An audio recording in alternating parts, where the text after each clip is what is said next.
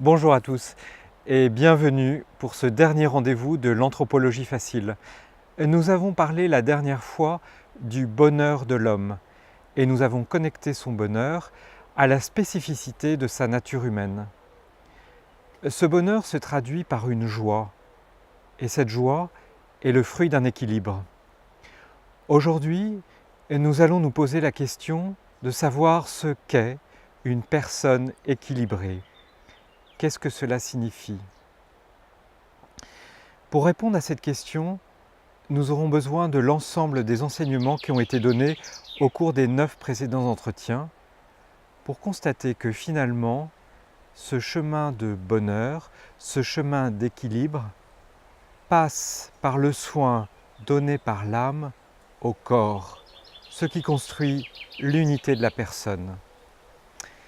C'est Aline Lisotte, docteur en philosophie et directeur de l'IKW, qui répond pour nous aujourd'hui à cette dernière question de la série.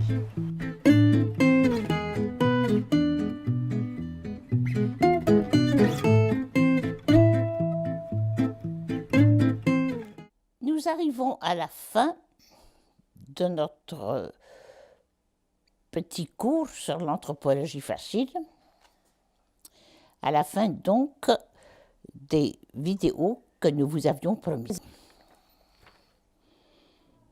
Nous avons vu quelles étaient les puissances de la personne. Puissance végétative, qui lui donne un corps organisé à partir d'un programme qu'on appelle l'ADN. Puissance affective, dans l'ordre de ces passions que la neurologie explique, dont la neurologie explique le fonctionnement.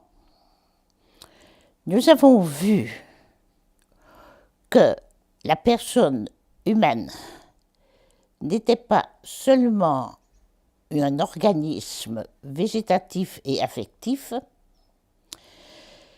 qu'elle était douée d'une intelligence et d'une volonté, que l'ensemble de son comportement était influencé pour une bonne part par la petite enfance et que la finalité de la personne était ordonnée au bonheur. Voilà ce que nous avons vu. Nous n'avons pas vu par ailleurs ce qu'était vraiment une personne. Car la personne n'est pas simplement l'ensemble de ses facultés. Ce n'est pas une vie végétative auquel s'ajoute une vie affective, auquel s'ajoute une vie intellective. Ce n'est pas ça. La personne est un être bien distinct. La distinction désigne la personne. Mais l'individu chien est aussi un être distinct. Bien sûr, mon chien n'est pas le même que ton chien. Il y a donc une individualité chez l'animal. Et l'individualité se rencontre dans des espèces très minimes, comme par exemple un escargot n'est pas un autre escargot. En quoi pouvons-nous dire que la personne est un être distinct et qu'en ce sens, dans cette distinction, elle a le pouvoir, la capacité d'être appelée une personne. Nous pouvons comprendre cela si nous faisons tout d'abord la distinction, la différence entre agir et faire. L'animal, d'une certaine manière, ne fait pas et n'agit pas. Simplement, l'animal a des actes qui lui sont propres et dont le comportement est dicté par le programme crie en elle. La vache fait peu de choix délibérés. Le chien un peu plus, car le cerveau est plus sensible, mieux organisé. Mais l'être humain choisit d'agir et choisit aussi de faire. Regardons tout d'abord ce qu'est le faire. Le faire a un mode déterminé d'opérer. Quand je fais une table, prenons cet exemple bien simple, il y a un mode déterminé de faire la table. Mais il y a aussi la capacité de création. Je peux faire une table de travail, je peux faire un bureau, je peux faire une table de style, et par conséquent, la créativité de l'œuvre dépendra à la fois de mon intelligence et de mon imaginaire. Mais ce sera toujours une table. Et il y aura toujours un mode déterminé de faire la table. C'est l'acte du faire. Mais au-delà de ça, et d'une façon importante, il y a un agir. Seule la personne agit. Que veut dire agir? Agir, c'est poser un acte avec son intelligence et sa raison, en mettant en activité toutes les puissances nécessaires à cet acte, afin d'obtenir, d'arriver à ce que nous avons vu à la dernière vidéo, l'avant-dernière, afin de parvenir au bonheur. Nous avons vu probablement que le bonheur était un agir dont la vertu était le principe moteur et formel principal. De sorte que agir, c'est poser un acte, une opération finalisée. Véritablement finalisée par un bien important, qui est le bien de tout l'être, le bien de la personne. Ce bien-là, nous devons le connaître, nous devons l'aimer et nous devons le poursuivre.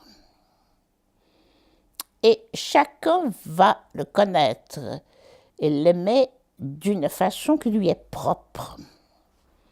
En ce sens, il y a une distinction importante dans tout agir.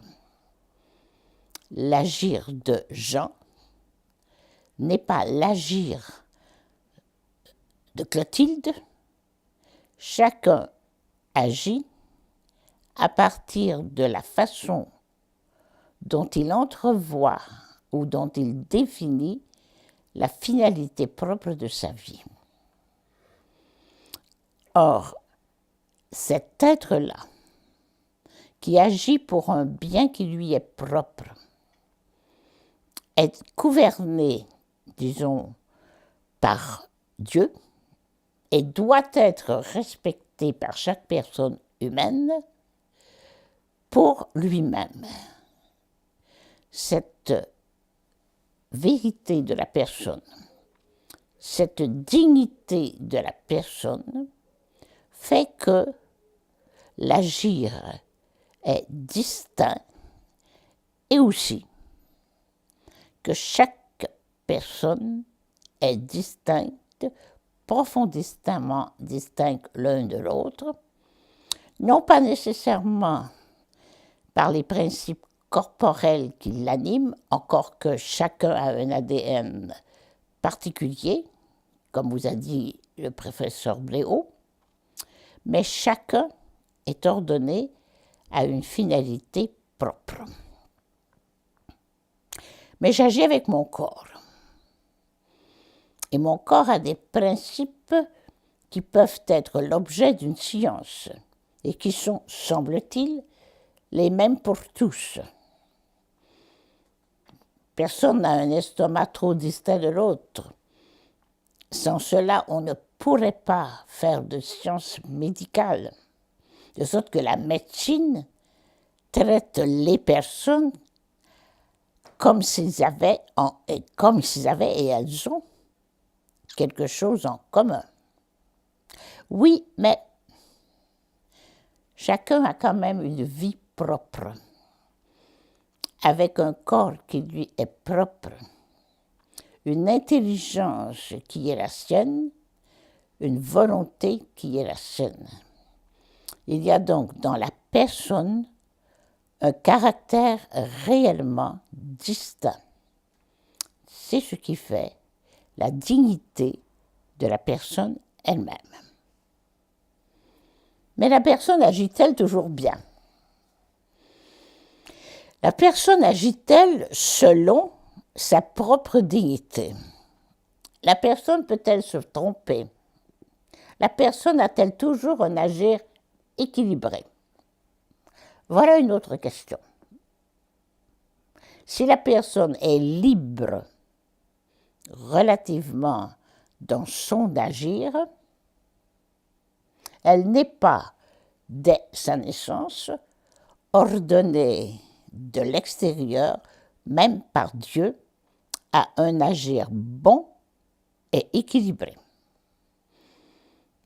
Le chien deviendra, si on le nourrit bien, un bon chien. Il ne suffit pas que la personne soit bien nourrie pour devenir une bonne personne. Il faut qu'elle utilise d'une façon équilibrée son intelligence, sa volonté, sa liberté, sa responsabilité. En ce sens-là, elle devient une personne bonne, dans laquelle l'agir est bon. Donc, quand je parle d'une personne équilibrée, d'une personne bonne, je ne désigne pas directement l'être personnel qui est en soi toujours bon. Je désigne l'agir qui a des qualités plus ou moins bonnes suivant ce que la personne peut faire, comment la personne peut se comporter avec les puissances qui sont les siennes. Or alors, qu'est-ce que c'est que l'équilibre de la personne? Il y a un principe que l'on ne connaît pas toujours très bien. On dit que la personne est composée d'un corps et d'une âme. C'est vrai pour le chien, c'est vrai pour l'animal. Tout animal, il y a aussi un corps et une âme. Mais on sait que dans la personne humaine, en raison de l'intelligence et de la volonté, l'âme peut être appelée spirituelle. C'est-à-dire qu'elle n'est pas simplement l'acte du corps. Elle est quelque chose en plus. Elle lui est supérieure. Mais elle n'est pas indifférente au corps, et même plus. Elle a une première mission. Elle doit soutenir et aimer le corps. L'âme doit aider le corps à devenir humain. On peut se demander comment l'âme peut faire ça. Après tout, l'acte de l'âme, comme on l'a vu, l'acte premier d'un corps organisé ayant la vie en puissance, cette âme-là, une fois qu'elle accomplit son acte, elle l'accomplit totalement. Elle ne peut pas faire plus. Or, elle peut faire plus. Elle peut faire plus parce qu'elle a comme mission d'aimer le corps, de prendre soin du corps. Ici, c'est là où on pose la question. Comment l'âme peut-elle prendre soin du corps? D'une certaine manière, elle est responsable du corps. Elle doit prendre soin du corps car elle doit faire que l'ensemble des puissances qui sont propres au corps atteignent leur fin et que l'ensemble donne à la personne la capacité d'agir de façon bonne. Et cette capacité d'agir de façon bonne s'appelle la capacité vertueuse de l'agir. Regardons un peu ce qui se passe. Mon corps a une vie végétative. Les mécanismes de la vie végétative, je n'en suis pas trop responsable.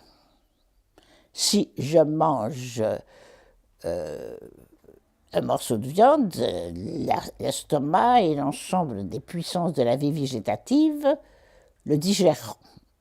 Et ce sera fait à peu près toujours de la même manière. Je peux bien sûr avoir des maux d'estomac, mais passons. Oui, mais je suis libre de mon menu, à peu près. Je suis, d'une certaine manière, capable de peu manger ou de trop manger. Cet acte-là, nous savons bien qu'il dépend un peu de la liberté de la personne. Et si je ne mange pas de façon équilibrée, comme dirait le diététicien, mon corps en souffrira. Et ce n'est pas le mécanisme du corps qui lui-même va donner à l'acte la capacité raisonnable, la possibilité raisonnable de bien manger pour soutenir le corps. C'est l'intelligence de la personne, la raison, la volonté. C'est ce qui est spirituel en lui qui ordonne ce qui est végétal dans la personne. Le chien n'a pas cette possibilité. L'homme a la possibilité même de détruire sa vie en étant déséquilibré dans sa nourriture et surtout dans les boissons alcooliques, par exemple. Il a aussi la possibilité d'équilibrer sa vie. Ainsi, pour toutes les puissances de la vie végétative, y compris la sexualité, je peux choisir, d'une certaine façon, d'équilibrer ma sexualité ou agir de telle manière que je la déséquilibre. À ce moment-là, l'âme prend soin du corps ou ne prend pas soin du corps. Et ainsi dans la vie affective. Ma vie affective peut être, être très riche. J'ai beaucoup d'émotions. Mes passions sont fortes ou elles sont faibles. Je peux aimer, je peux détester, je peux haïr, je peux être jaloux, je peux être avare. Toute ma vie affective, ce n'est pas parce que j'ai un cerveau que cette vie affective va nécessairement agir pour le bien de mon être. Non. Nous savons que sur ce point-là, nous pouvons faire beaucoup d'excès en défaut ou en surplus. Nous pouvons aimer quelque chose qui ne nous convient pas d'une façon déraisonnable. Nous pouvons ne pas assez aimer et poursuivre et désirer ce qui nous conviendrait et ce qui est notre véritable bien. Qui le fera à notre place? C'est là où l'âme prend soin du corps. Elle prend soin du corps quand elle connaît, aime, désire, poursuit à l'intérieur de tous les mouvements de l'affectivité, le bien propre qui est le sien, c'est-à-dire le bonheur. Mais l'âme le fait aussi pour ses propres puissances spirituelles.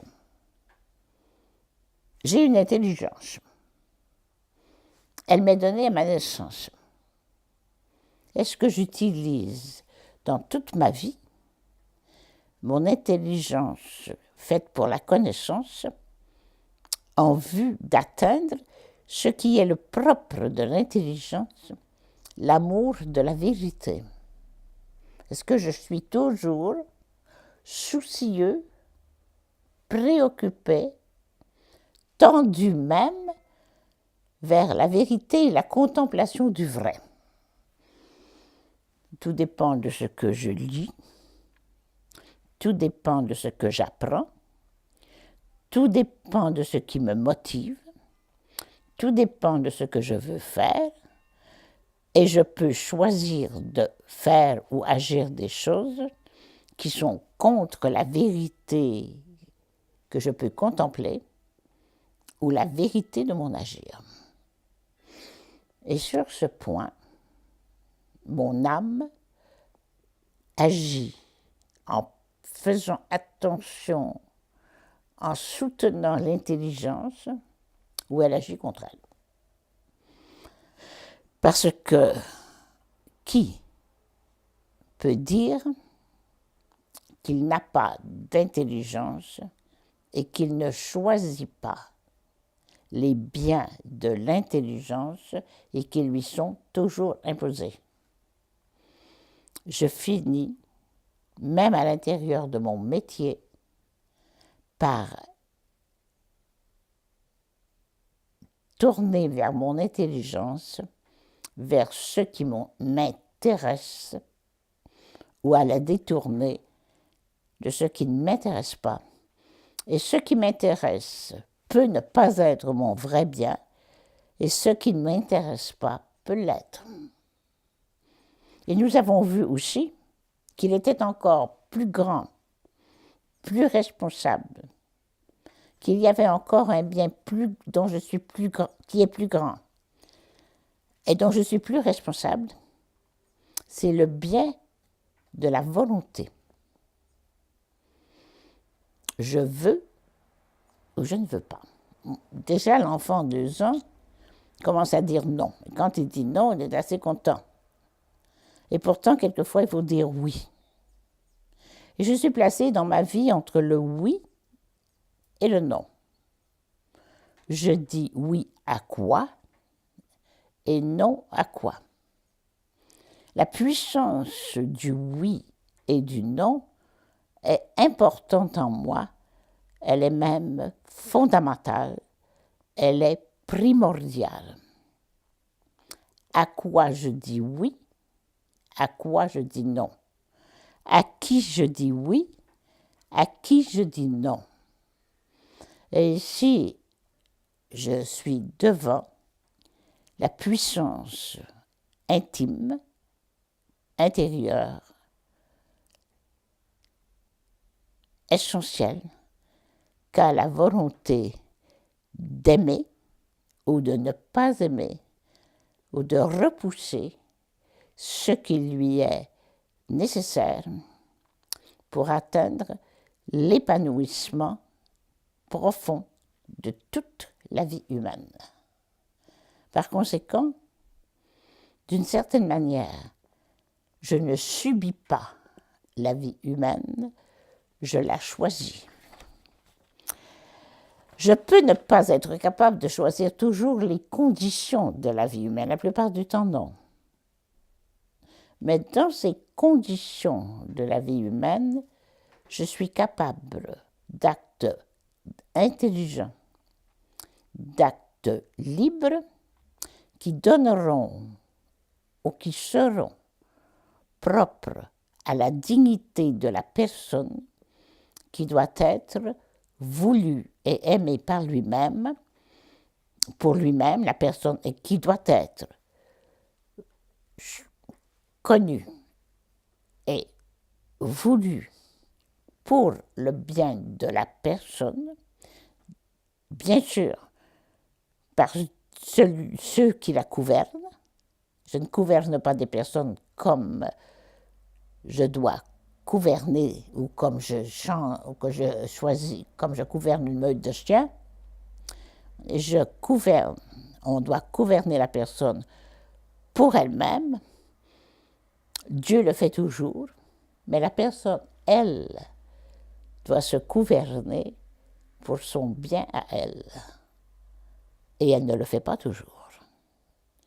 En ce sens, la personne induit dans son être une distinction fondamentale, et cette distinction ne repose pas sur l'être premier, elle repose d'une certaine manière sur l'être second, c'est-à-dire sur ce qu'est, ce que devient son agir, qui doit être ordonné à une vérité qu'elle contemple et à un amour qui l'en transcende.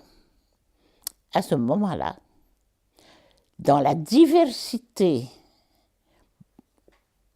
importante d'une personne, je rejoins bien le caractère distinct, qu'on voit d'ailleurs très bien chez les saints, qui ont atteint dans leur perfection une véritable distinction et un véritable équilibre, chacun y parvenant selon ses choix, selon ce qu'elle contemple de la vérité et selon sa liberté. Voilà ici la grandeur de la personne. Dans son être premier, elle est voulue comme un être distinct dans son mode d'existence. Elle a une qualité distincte qu'elle doit mettre en œuvre d'une certaine manière dans toute sa vie. Dans toute ma vie, je réalise ce qui fait cet être distinct que je suis, une personne humaine, à nul autre comparable.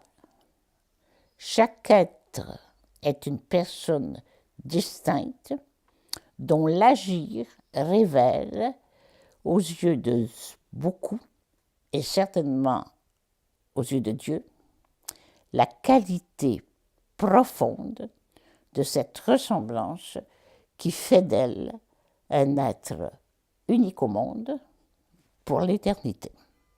Voilà ce qu'est une personne humaine et voilà ce que peut donner l'agir vertueux qui prend ses ressources dans l'intimité de la personne et qui le porte à une actualisation.